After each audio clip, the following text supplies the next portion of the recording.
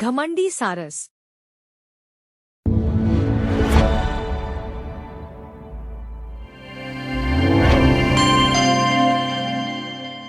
बहुत समय पहले पर्वतों से घिरे एक विशाल वन का नाम था मेघवन। इस वन के बीचों बीच एक चौड़ी शांत नदी बहती थी, जिसका जल इतना स्वच्छ था कि उसमें उड़ते बादल भी साफ दिखाई देते थे। उसी नदी के किनारे रहता था एक लंबी टांगों वाला, सफेद पंखों से चमकता हुआ सारस। नाम था श्वेतांग। वह अपने सौंदर्य, ऊंची उड़ान और तेज दृष्टि पर इतना गर्व करता था कि स्वयं को पूरे वन का सबसे श्रेष्ठ पक्षी मानता था। श्वेतांग का विश्वास था कि जितनी ऊंचाई वह छू सकता है, उतनी कोई नहीं। वह अक्सर नदी किनारे खड़े बगुलों, बतखों और छोटे पक्षियों का उपहास उड़ाता। उसे लगता, जो ऊंचा उड़ सकता है वही महान है, बाकी सब सामान्य प्राणी हैं। धीरे धीरे उसका यह घमंड उसकी आदत बन गया, और आदत से स्वभाव। एक वर्ष वर्षा ऋतु असामान्य रूप से लंबी चली। पर्वतों से उतरती ठंडी हवाएं और घने बादल मिलकर नदी के ऊपर एक रहस्यमय धुंध बनाने लगे। सुबह होते होते नदी का एक लंबा हिस्सा इतना धुंधला हो जाता कि लगता मानो जल के ऊपर सफेद पुल बन गया हो। वन के प्राणी उसे धुंध का पुल कहते थे, सुंदर भी लेकिन खतरनाक भी। वन के बुजुर्ग पक्षी अक्सर चेतावनी देते, उस धुंध में दिशा खो जाती है, जो उसमें घुसा वह भ्रम में भटक जाता है। लेकिन श्वेतांग इन बातों पर हंस देता। उसे लगता, जो आकाश का स्वामी है वह धुंध से क्या डरेगा। एक सुबह जब सूरज बादलों में छिपा था और नदी पर धुंध का पुल पहले से अधिक घना था, श्वेतांग ने उसे पार करने का निश्चय किया। उसे लगा, आज मैं साबित कर दूंगा कि मुझसे श्रेष्ठ कोई नहीं। वह अपने विशाल पंख फैलाकर ऊंची उड़ान भरा और सीधे उस धुंध के पुल में प्रवेश कर गया। जैसे ही वह भीतर पहुंचा, सब कुछ बदल गया। ऊपर नीचे, आगे पीछे, सब दिशाएं एक सी लगने लगी। जल और आकाश का अंतर मिट गया।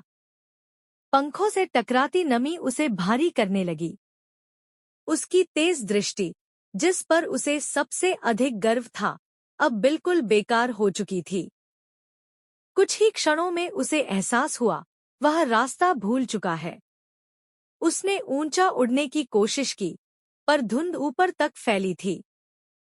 नीचे उतरना चाहा, तो जल का आभास ही नहीं हुआ। उसकी उड़ान डगमगाने लगी।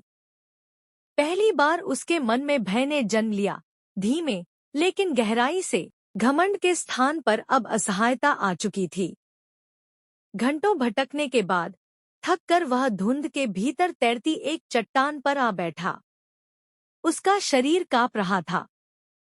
उसे पहली बार समझ आया कि ऊंचाई हमेशा श्रेष्ठता नहीं देती, कभी कभी अकेलापन देती है।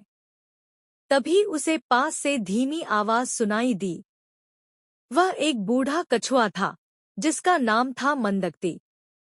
वह वर्षों से उसी नदी में रहता था और धुंध के स्वभाव को भली भांति जानता था। उसने शांत स्वर में कहा कि धुंध में आंखों से नहीं, धैर्य से रास्ता मिलता है। श्वेतांग ने पहली बार बिना तर्क किए किसी की बात सुनी। कछुए ने उसे बताया, जब दिशा न दिखे तो गति धीमी कर लो। जब घमंड रास्ता भुला दे तो विनम्रता मार्ग दिखाती है। कछुए ने उसे नदी की धार पहचानना सिखाया, जल की ठंडक, हवा की दिशा और ध्वनि की प्रतिध्वनि से मार्ग समझना। यह वह ज्ञान था जो ऊंची उड़ान से नहीं, अनुभव से मिलता है। धीरे धीरे श्वेतांग ने कछुए के साथ चलना शुरू किया, उड़कर नहीं, बल्कि उसके मार्गदर्शन में नीचे नीचे तैरती हवा में संतुलित रहकर। कई घंटों बाद धुंध हल्की होने लगी। सूरज की किरणें भीतर उतरने लगी और अंततः वह बाहर निकल आया। किनारे पर पहुंचते ही वह लंबे समय तक मौन खड़ा रहा। आज पहली बार उसे अपनी ऊंचाई छोटी लगी, और कछुए की धीमी चाल महान। उस दिन के बाद श्वेतांग बदल गया। उसने कभी किसी पक्षी का उपहास नहीं उड़ाया। अब वह ऊंचा उड़ता जरूर था, लेकिन विनम्रता के साथ। जब भी नदी पर धुंध का पुल बनता, वह छोटे पक्षियों को सावधान करता, मार्ग बताता और सबसे पीछे उड़ता। वन के प्राणियों ने पहली बार उसे सच में महान कहा, क्योंकि अब उसकी उड़ान में घमंड नहीं, जिम्मेदारी थी। शिक्षा: ऊंचाई से श्रेष्ठता नहीं मिलती, सच्ची महानता विनम्रता और अनुभव से जन्म लेती है।